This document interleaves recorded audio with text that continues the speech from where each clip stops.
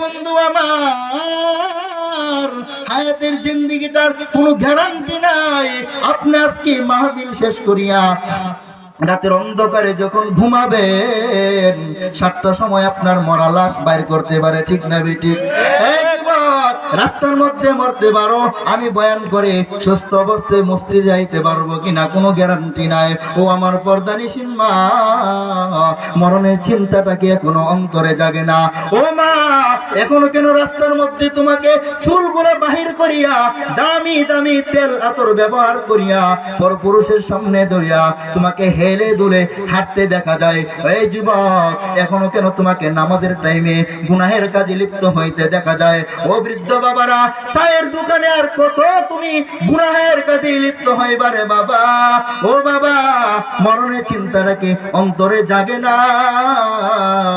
যে বন্ধুদের জন্য রে যুবক, তুমি যে বন্ধুদের জন্য তোমার সময়টা নষ্ট করতেছো, আল্লাহর ইবাদত বন্দেগী করো নাই, নবীর তরিকায় চলতে পারো না, এই বন্ধুরা কিন্তু তুমি মরে গেলে তোমার কবরে যাবে না, তোমার মা যাবে না, তোমার বাবা যাবে না, তোমার স্ত্রী যাবে না, তোমার আত্মীয় স্বজন যাবে না, কেউ যাবে না।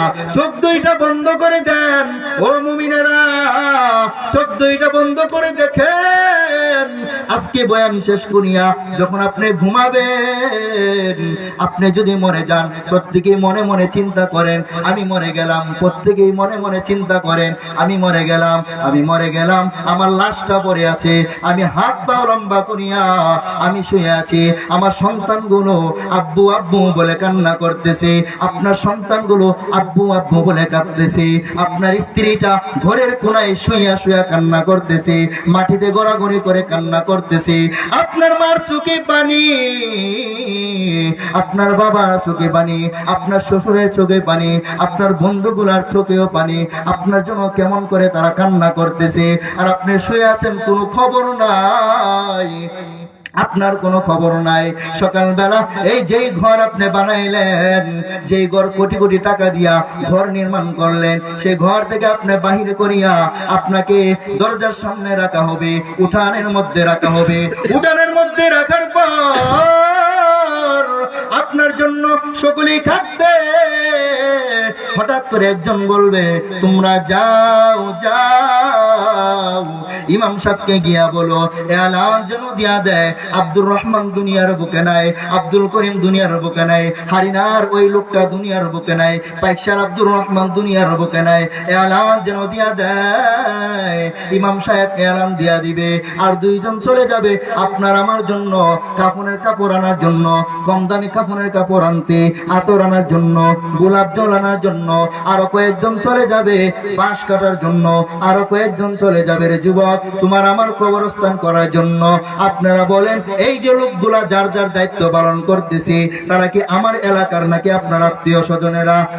আপনার যে আত্মীয় স্বজনের জন্য রাত্রি রাত মনে করেন না, আপনি দিনকে দিন মনে করেন না, তারাই তাড়াহুড়া করে আপনাকে তাড়াতাড়ি কবরে দিয়ে দেওয়ার জন্য তারা তাড়াতাড়ি কাজ করতেছে।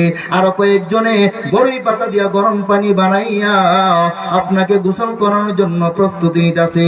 আপনার গোসল হয়ে গেল রে যুবক, আপনাকে এলান দিয়া দিল জোহরের নামাজের পরে আপনার জানাজা হয়ে যাবে। আপনার জানাজার জন্য আশেপাশের বন্ধুরা তারা কান্না করে করে চোখের পানি ছেড়ে ছেড়ে সকলে আসলো।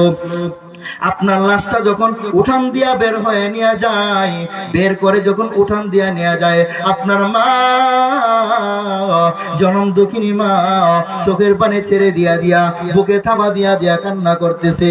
আপনার স্ত্রীটা কাঁদতেছে, আপনার সন্তানটা আব্বু আব্বু বলে কান্না করতেছে। যেই সন্তানটার আব্বু ডাক শুনিয়া আপনি পাগল পাড়া হয়ে যেতেন, ওই আব্বু আব্বু ডাক আজকে শুনিয়া আপনি কোনো জবাব দিতে পারেন না। ও যুবক বন্ধু আমার, দিলটা নরম করে দাও, দিলটা নরম করে দাও। ও বৃদ্ধ বাবারা, এই কথাগুলো শুনেও কি মরণের চিন্তা অন্তরে ডাকে না? ও আমার পর্দানিসীন মা, মরণের চিন্তাটা অন্তরে ঢুকাও। চিন্তা করো জানাজার জন্য আমাকে আপনাকে নিয়ে যাওয়া হলো, নিয়ে যাওয়ার পরে আমাকে আপনাকে জানাজা দিয়া সকলে আমাকে আপনাকে কবরে রাখার জন্য কবরের কাছে কাছে নিয়ে গেল।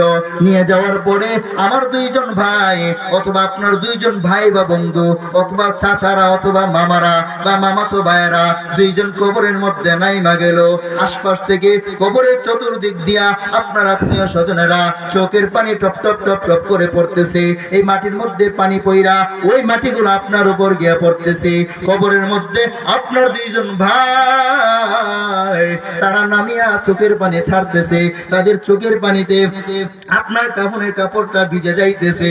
এ বন্ধু আমার, আপনি ভাবতেছেন হয়তো দুনিয়ার কেউ আমার সাথে যাক বা না যাক, হয়তো তারা দুইজন যারা কবরে নামছে তারা আমার সাথে যাবে, আর কেউ না গেলেও তারা দুইজন যাবে। এক পর্যায়ে কেউ তারা দুইজন লাফ মেরে উঠে গেল। উঠিয়া কি করলো জানো না? তোমার আমার উপরে বাঁশ বিছাইয়া দিল, বাঁশের উপরে খলফা দিয়া দিল, খলফার উপর মাটি। আমার আল্লাহ তো জানায়া দিলেন, মিনহা খলাকনাকুম ওয়া ফিহা নুঈদুকুম ওয়া মিনহা নুখরিজুকুম তারাতান উখরা। এ যুবক, তোমাকে আমি বানাইলাম মাটি থেকে, আবার মাটির মধ্যে তোমাকে নিয়ে আসবো। মাটির মধ্যে আসার পরে